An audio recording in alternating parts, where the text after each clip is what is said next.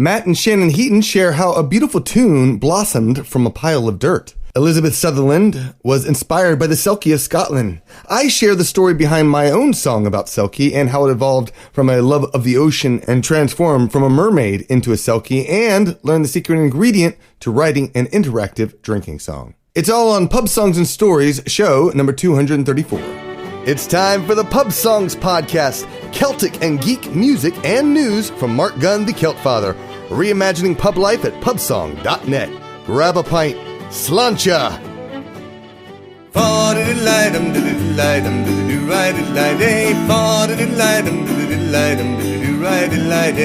Let the grasses grow and the waters flow in a free and easy way. But give me enough of the rare old stuff that's made near Galway Bay. Come gouge us all from Donegal, Sligo and Leitrim too. We'll give them a slip and we'll take a sip of the rare old Mountain Dew.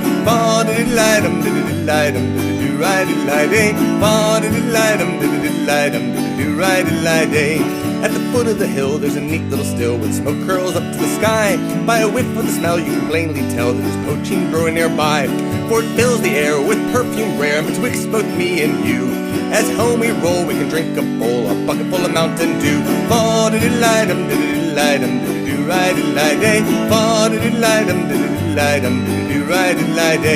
Now learned men that use the pen have writ the praises high of the rare poaching from Ireland green distilled from wheat and rye. Throw away your pills, it'll cure all ills, be vegan, Christian or Jew. So take off your coat and grease your throat with a rare old Mountain Dew.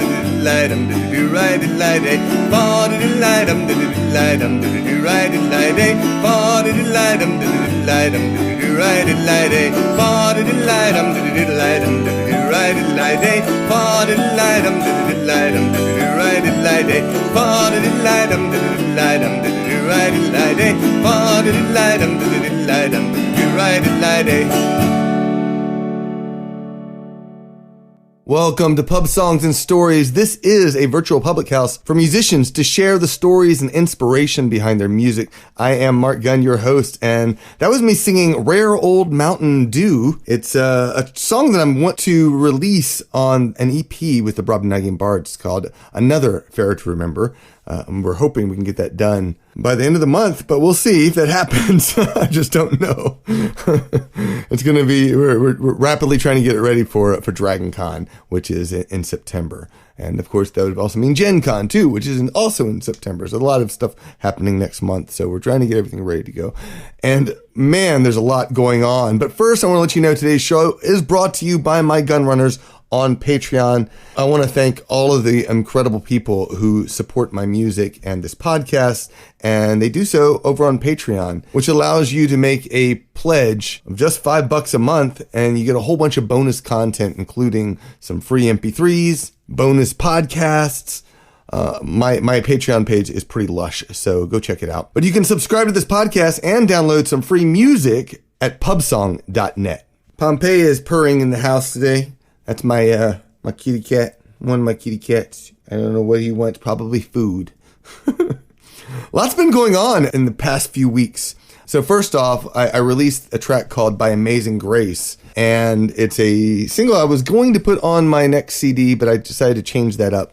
And I confess I was pretty bummed about a lot of things with this single. It's not the single, because I love it. You can hear it in the last episode. I think it came out fantastic. But it's Spotify. That's the one that pissed me off.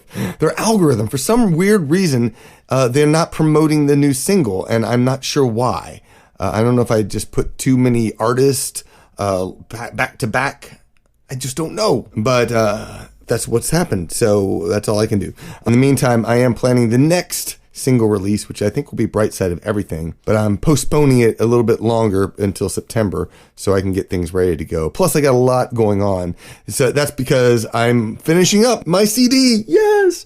So the next CD I'm putting out is called Selcouth, When Everything is Strange and Different, Yet You Find It Marvelous Anyway. That's the definition of Selcouth. And at the beginning of this month, I got an email from someone. She said, so how's the album coming? Now, let me put this in perspective. This album was supposed to be released in November of last year, and I'm just running way behind. And there's a lot of reasons for it. Certainly the pandemic did not help, but that was even before there. I just hadn't finished a lot of work on it. And I decided that it was more important to create something that I thought was going to be spectacular and that I'm really proud of. And I wanted to pick the best songs for the album. I wanted to get a bunch of guest musicians. And so it's really come into a big project, sort of like By Amazing Grace. If you listen to that single, I had Andrew McKee playing on it, plays a mandolin and recorder, and Jamie Hauser sings background vocals. I got the band The Muckers to play on Guilty Pleasure, and I have Screeched In performing on Bright Side of Everything when that comes out as well. So there's a lot that went into the production of this album, and I decided it was more important to put out something that I was very proud of, and I'm finishing that up right now. So at the beginning of this month, after I got that email, I decided to go ahead and put the final touches on the CD. Recorded the last song that I thought I wanted on the album, and then I decided I wasn't going to put it. But side note, this week, as I'm recording this, I am making sure I have all the tracks that I want. Right now, I think there are 12 or 13 tracks. I'm still deciding. And I got the album graphics. In fact, I'll put those in the show notes for show number 234. You can see what the Selcouth album is going to look like. It is dynamic, I think, so you'll enjoy it. In any case, I do hope to have the album completed by the end of the month, and then I'll start sending it out to everyone who kickstarted it first, and then I'll start planning when the official release is going to be next year. Of course, also, since I recorded so many songs that I considered for the album, I realized I'm going to be very close to finishing up another album, which will come out, I guess, also next year, probably. I might do a Kickstarter for that as well. We'll see how that all comes together. But first things first, I am finishing up this album, and it's going to be awesome. Speaking of Kickstarter, I'm raising funds for season 9 of Coffee with the Celtfather on Kickstarter. This is a very small funding project. My goal is just $300, and so Coffee with the Celtfather is my weekly live stream, and typically it's been on YouTube. But I found a service called Restream, which allows you to restream your feed over multiple platforms all at the same time. It's a pretty cool little service, and I'm going to try it out for season 9. Or rather, I'm already trying it out. The Coffee with the Celtfather is on Thursdays at noon, if you haven't watched already. And you can currently watch it on YouTube, Facebook, Twitch, Daily Motion, Twitter. I think there might be another place. I don't remember.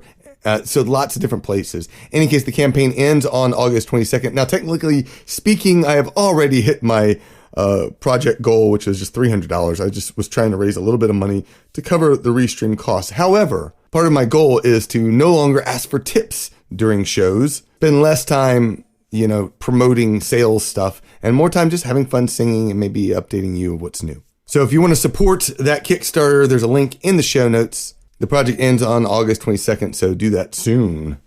Now, every year I do my Celtic Invasion Vacations, and I have officially launched the Celtic Invasion of Loch Lomond. It's scheduled for June 4th through 11th, 2022. I opened up slots to join the invasion on the 9th, and I think we might be filled up. I'm still looking at the final tally, but really close to it, if not already filled up. But we are staying in a castle 20 minutes from the banks of Loch Lomond in Scotland. So if you want to join me in Scotland, join the invasion at CelticInvasion.com. All right, let's get on with the story from Elizabeth Sutherland. She's going to introduce you to the Selkie of Scotland. You can find that on her album, Forest Dreams. Hello, it's Elizabeth Sutherland here, talking about my piece of music, Selkie Call of the Sea. This is an original Celtic harp piece that I wrote last year whilst I was in lockdown here in Melbourne in Australia. It is inspired by the Celtic mythology of the Selkie, the creature who can live as a seal but come on land and shed their skin to become a person, often a beautiful woman, and live on land. The stories I have heard include falling in love with a man on land, but then always having that call of the sea, too strong. So my piece of music represents this evocative story where you hear a plaintive cry throughout as you listen to it. And I hope it evokes the wild northern parts of Scotland, or maybe somewhere else as you listen to it. I have also been asked to arrange this as a choral piece, and I have found some lyrics that might suit it from a piece of music called The Seal Woman's Croon, found in the Song of the Hebrides. So stay tuned for that. I hope you enjoy Selkie Call of the Sea.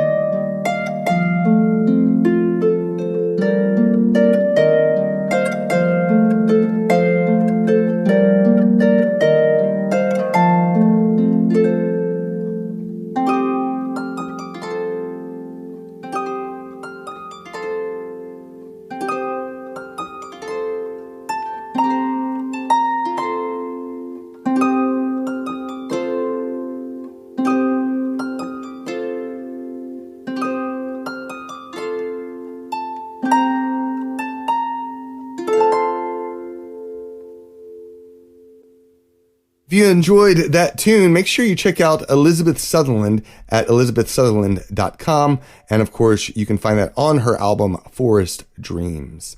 Now, I did my own song about Selkie. I wrote it, I don't even know when now, but it was a couple years ago, I think. We went to the beach not far from Savannah, and I love the ocean. And I wanted to write a song about my love of the ocean, but I didn't have any form, any idea how it's supposed to come together. And so what I did is I sat down and started writing about the little things that I loved about the ocean, the rolling waves, a little bit of surfing, swimming underwater, and just imagining how wonderful it is. Looking up, and I saw these gulls flying around in the sky, circling as I'm floating, and the waves are rocking me back and forth. It was just such a magical, incredible moment for me. I was like, this would just be wonderful. So I went back to the cottage we were staying at. I picked up my auto harp and I started working on a rhythm and a few chords. And then I just started, inserting those ideas into the song. And I'll be honest, what came out of that was crap. It was not a good song. It was just a bunch of ideas, little vignettes, if you will. And I was trying to think, how can I convert this into something different? And so I started rewriting it, imagining it was about a mermaid. But then all of a sudden it struck me as I was really bringing this all together. I realized, you know what? I play Celtic music. I've been doing Irish and Scottish songs for so long. What I really should be doing is something more related to the Celtic culture, like the Selkie. The Selkie, of course, like Elizabeth mentioned earlier, were, basically seals who could remove their skin and live on land and interact with people. And so I created this little story about a Selkie who comes to land and thinks, this is going to be awesome. I'm going to have a great time, do some partying and hang out and whatnot. But then the realities of human life and the differences from the Selkie's own life became more prominent. And so he remembers his love for the ocean, and he heads back to the ocean and experiences all the joys that he originally loved about that life. Originally, it was going to be sort of a mystery song. Meaning you wouldn't realize it was about a Selkie till the end. But then I realized I was just dumb. You didn't quite pick up on that through this story. And so I renamed the song to Selkie's Life. And thus the big reveal is right out in front. The only other thing that I added was if you listen to the rhythm, it's a nice rhythm. It could easily be worked into a jig. And since I love lilting, singing with vocal melody, I decided to, add my own little jig to the sound to separate each verse. And I think it came off beautiful. Without further ado, let me sing to you Selkie's Life.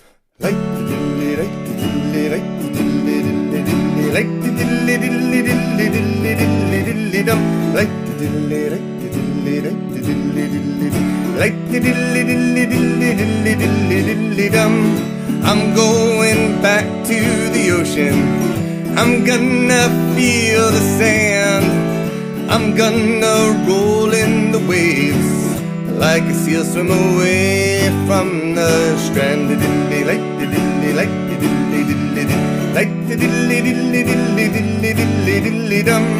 I got to live among men. I swooned the ladies well. I gained many new friends. None of them compare to the swells. Going down to the ocean.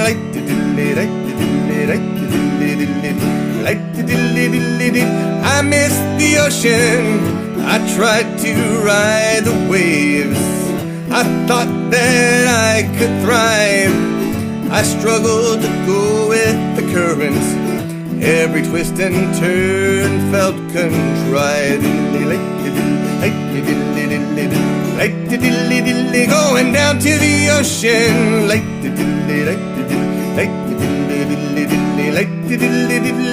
Back in the ocean. I got cold after a few days on the island. Friends and lovers aren't warm enough for me. I wanna be free again, not hiding. The ocean is the place I need to be.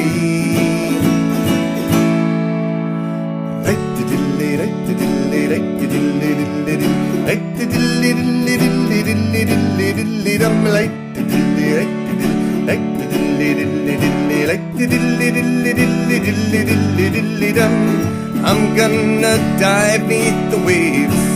I'm gone with the setting sun. I'm going back to the depths. where Selkie's life was begun.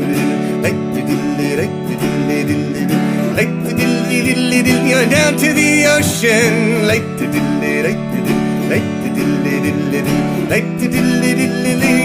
the ocean, back in the ocean.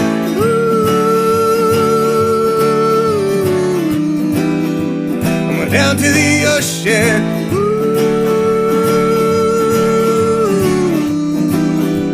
I'm back in the ocean.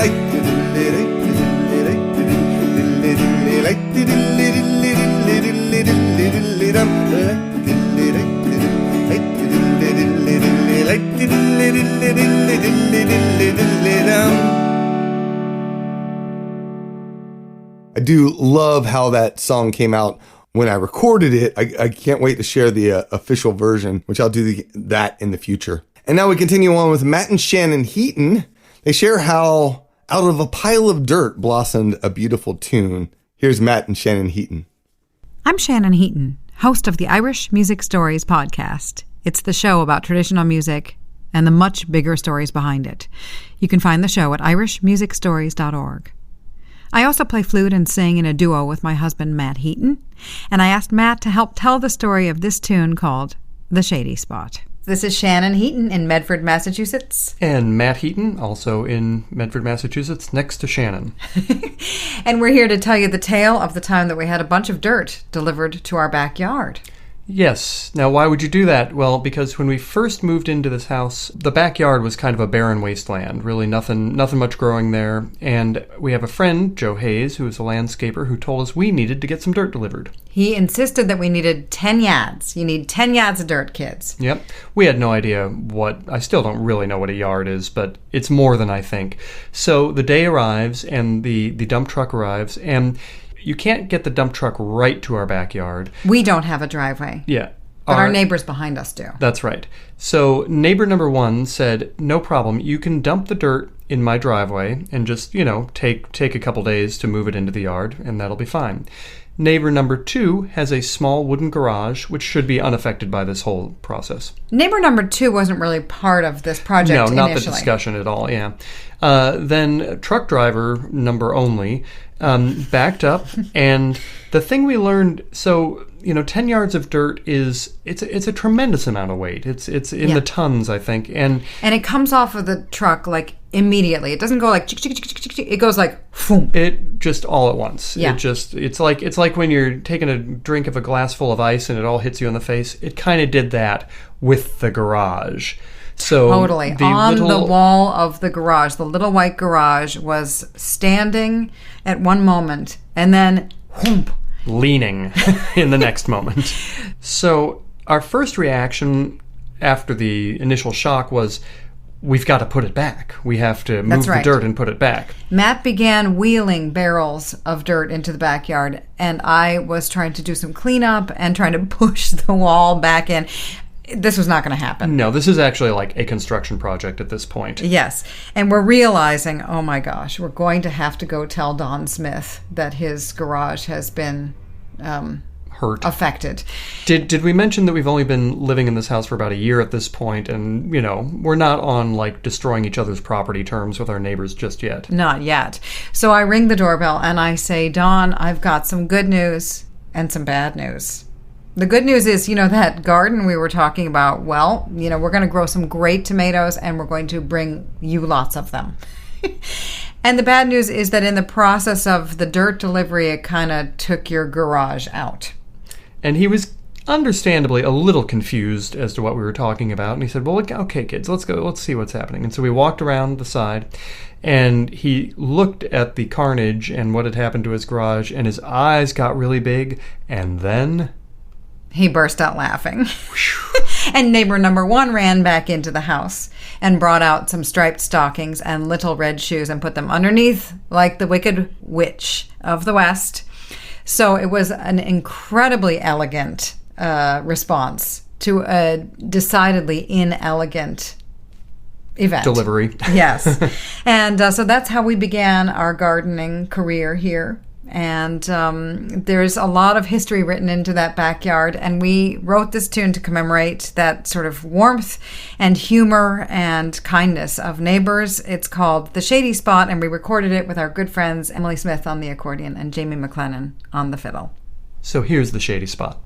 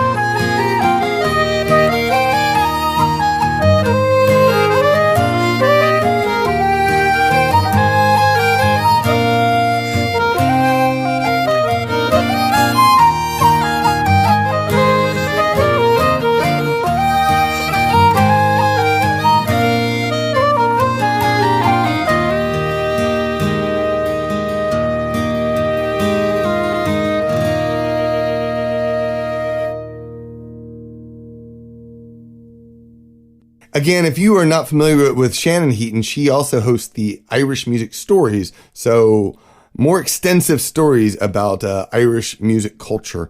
It's a fantastic podcast. I highly recommend it. irishmusicstories.org. And you can find her and her husband's website at mattandshannonheaton.com. And that, of course, was The Shady Spot from their album Blue Skies. All right. Really quick upcoming shows. Every Thursday, I'm doing Coffee with the Celtfather. It's at 12 noon Eastern Time. August 19th, I'm doing my Celtfather live concert. Tickets are only $6 this month, and you can watch that show over on Bandcamp. And of course, if you are subscribed as a patron or to my mailing list, you can get discounts on tickets. And on August 26th, I'll be at the Lost Druid in Avondale Estates, Georgia. Then there's Dragon Con, Gen Con, and lots more shows that will be coming up in the days to come. So find my complete calendar at marcgunn.com. Support what you love. If you enjoy the music in this show, please show your support.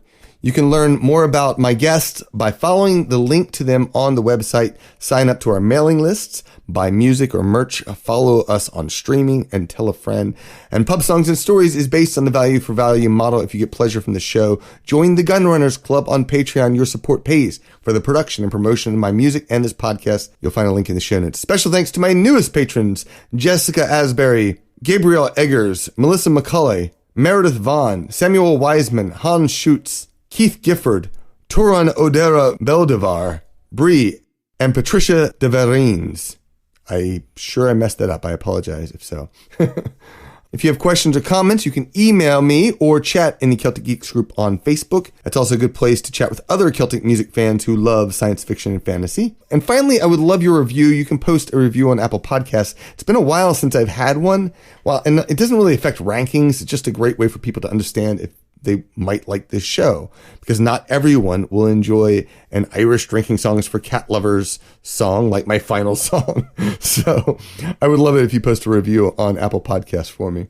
All right, I first heard The Cat Came Back, I think it was in the 12th grade, and I remember laughing at the ridiculousness of the story, but it was never a favorite. I mean, seriously, who really wants to go out and try and kill a cat? I just found it really rather disturbing. So when I started working on my Irish Drinking Songs for Cat Lovers CD, I decided to flip the song upside down, and I rewrote the lyrics of The Moonshiner.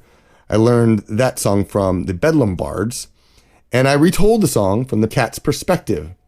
And this was my first toe dip into writing a call and response drinking song, and it was a fantastic lesson. Because I remember hearing songs like Seven Drunken Nights, where, you know, hey, wife, is one of the call and response things that has become part of it. But there's a whole series, apparently, I learned from the band Keen, that there's a whole series of phrases that people can shout after each verse. And I thought that was the coolest thing. So I tried to write it my own version with this song, but then I realized you have to make it easy enough to teach. And I did find a way on occasion to be able to teach people to say kaboom, gurgle, gurgle, curse, splat, crunch, and purr, but it was not easy. And so if you were trying to write a song, a drinking song, a sing-along response, it's all about something that's catchy and simplistic and not like what I do in this song. All right, let me sing it to you. I hope you have a great time, and I will talk to you again next time.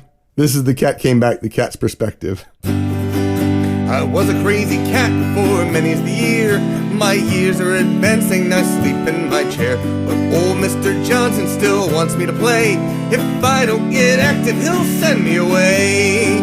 I'm yellow tabby, kind of flabby, and I'm coming home. And if you don't like me, then leave me alone. I'll eat when I'm hungry and I'll sleep when I'm tired. And if you try to wake me, you'll wish you had died. His neighbor ambushed me with shotgun and dynamite. My cat senses warned me, so I put up a fight. I clawed at his cigarette, it fell to the floor. It lit the dynamite as I ran out the door. Kaboom! I'm yellow tabby, kind of flabby, and I'm coming home. And if you don't like me, then leave me alone. I'll eat when I'm hungry and I'll sleep when I'm tired. And if you try to wake me, you'll wish you had died. He gave me to a boy with $1 and a note to drown me in the river when we were afloat. I saw the rope come towards me and let out a yowl. The boat tipped on over, the poor boy was drowned. I'm a yellow tabby, kind of flabby, and I'm coming home. And if you don't like me, then leave me alone. I'll eat when I'm hungry and I'll sleep when I'm tired. And if you try to wake me, you'll wish you had died. He gave me to a man going up in a balloon. I clung to his head, I am no buffoon. The man tried to free me, but then lost control. I stole his parachute as he crashed against the knoll. Kersplat! I'm yellow tabby, kind of flabby, and I'm coming home. And if you don't like me, then leave me alone. I'll eat when I'm hungry and I'll sleep when I'm tired. And if you try to wake me, you'll wish you had died. He took me to the mill where the meat was ground. He left off the light so I wouldn't look around. Saw that food processor come closer to me. I jumped to the floor. He tripped bloodily. Crunch. I'm yellow tabby, kind of flabby, and I'm coming home. And if you don't like me, then leave me alone. I'll eat when I'm hungry and I'll sleep when I'm tired. And if you try to wake me, you'll wish you had died. Mr. Johnson, I know you hate me, but I have 9 lives, you haven't even 3. Blessed are the cat lovers, blessed are all kitties. So love me or leave me alone for to sleep. I'm yellow tabby, kind of flabby, and I'm coming home. And if you don't like me, then leave me alone. I'll eat when I'm hungry and I'll sleep when I'm tired. And if you try to wake me, you'll wish you had died. I'm yellow tabby, kind of flabby, and I'm coming home. And if you don't like me, then leave me alone. I'll eat when I'm hungry and I'll sleep when I'm tired. And if you try to wake me, you'll wish you had died.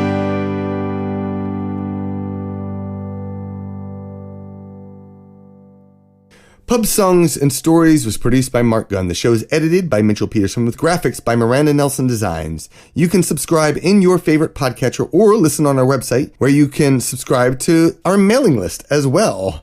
You'll get regular updates of new music and podcasts, special offers, and you'll get 21 songs for free. Welcome to the pub at pubsong.com.